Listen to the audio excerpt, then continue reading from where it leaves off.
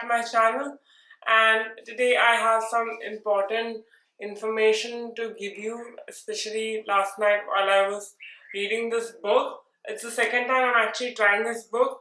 The first time I tried it was 2 years ago and I kind of DNF'd it.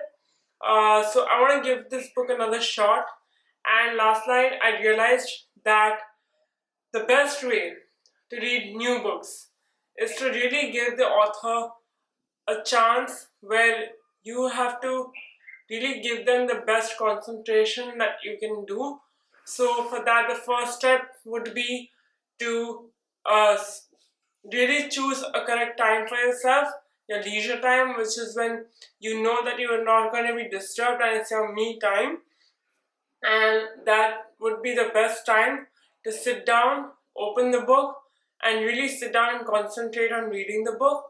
This helps you to understand the characters, the author's writing style, how he or she narrates the stories, how they use and describe characters and plot and various conflicts that happen in the story.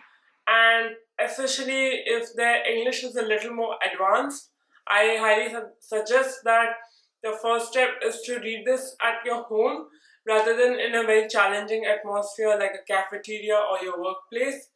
And the second part, the second stage of reading better is once you have accomplished your first book of a new author that you have been trying, you have now come to realize whether you like it or not.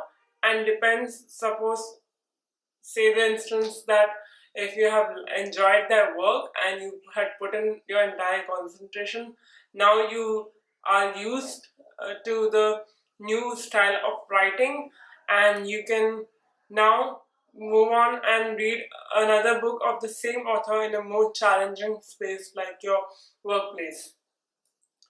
Now, this is how it worked out for me. In the night, I would sit and read on the bed with absolute quiet around me.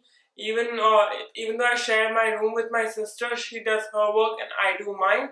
And it's one of the most peaceful times to sit down and concentrate on something, especially just before your bedtime. And it really helps you to concentrate very well on the story that you're reading.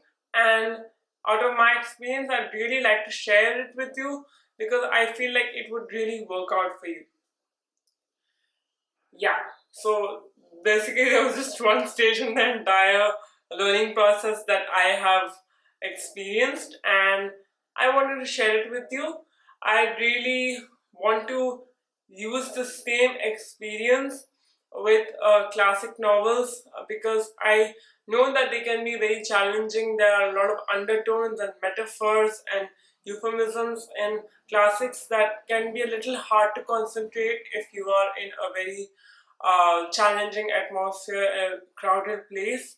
So, but I feel that we should not give up on hard literature, and I find my reading taste changing a lot during this, especially after I turned 25. I really felt like I'm not sitting very well with YA these days, and I really want to approach a harder form of literature. And I really have this inquisitive mood these days to learn more. So it really helps to pick up a non-fiction also these days and really sit down and read when I'm not in a very distracting atmosphere. So yeah, that was the shortest content I've made so far, but I really was inspired to share my experience with all of you, and I hope that it works out for you. And that's about it. Thank you very much. Goodbye.